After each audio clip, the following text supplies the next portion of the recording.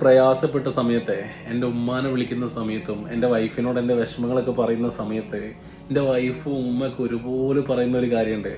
പടച്ചോൻക്ക് ഏറ്റവും ഇഷ്ടപ്പെട്ട ആൾക്കാരെ പടച്ചോൻ വല്ലാണ്ട് പരീക്ഷിക്കും എന്നുള്ളത്. അന്നും ഞാൻ പടച്ചോനിലേക്ക് വല്ലാണ്ട് അടുത്തിട്ടൊന്നും ഉണ്ടായിരുന്നില്ല. പക്ഷേ ജീവിതത്തിൽ ഓരോ അടികൾ ഇങ്ങനെ കിട്ടുന്ന സമയത്തും അറിയാതെ ഞാൻ അങ്ങ് നിസ്കരിക്കും. അങ്ങനെ നിസ്കരിച്ച് എവിടോ പടച്ചോനൊരു സമാധാനം തന്നു തുടങ്ങി.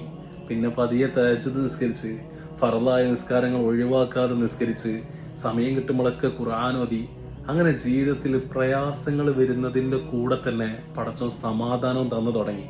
പിന്നെ മനസ്സിലായി ജീവിതത്തിൽ ഏറ്റവും ഒറ്റപ്പെടലിനുള്ള മെഡിസിൻ നിസ്കാരമാണെന്നുള്ളത്. അങ്ങനെ നിസ്കരിച്ചു തുടങ്ങി. നിങ്ങളോട് ഞാൻ വീണ്ടും നിസ്കരിക്കാൻ പറയുന്നതിൻ്റെ കാരണം എന്താ അറിയോ?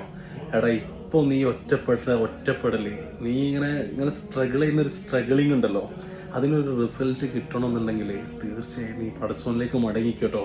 കാരണം നമ്മൾ ആത്മാർത്ഥമായിട്ട് വിശ്വസിച്ചൊരു കാര്യം ഉണ്ടായിരുന്നു, ഞാനൊരു പ്രയാസത്തിൽ കുടുങ്ങുന്ന സമയത്ത് ആ മനുഷ്യനുണ്ടാവും, അല്ലെങ്കിൽ ഇവരുണ്ടാവും എന്നൊക്കെ. ഒരാളും ഉണ്ടാവില്ല.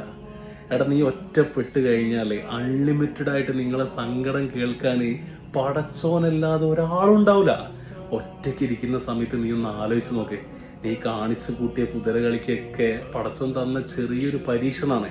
ആ പരീക്ഷണങ്ങളൊക്കെ പടച്ചോനിലേക്ക് അടുക്കുന്ന സമയത്ത് നീ ഇപ്പം കരഞ്ഞതിന് ഒന്നിലൊന്നായിട്ട് അതിലും കൂടുതലായിട്ട് പടച്ചോൻ നിനക്ക് തിരിച്ചു തരും. അതുകൊണ്ട് പ്രയാസപ്പെടണ്ട. നിന്റെ വിഷമങ്ങളും നിന്റെ സങ്കടങ്ങളും നിന്റെ പ്രയാസങ്ങളും എല്ലാം നിന്റെ പടച്ചോൻ കാണുന്നുണ്ട്. നീ പടച്ചോനോട് പറ, നിസ്കരിക്ക്. 5 നേരത്തുള്ള നിസ്കാരം നീ നിസ്കരിക്ക്. അള്ളാഹു നിന്റെ കൂടെ തന്നെ ഉണ്ടാവും.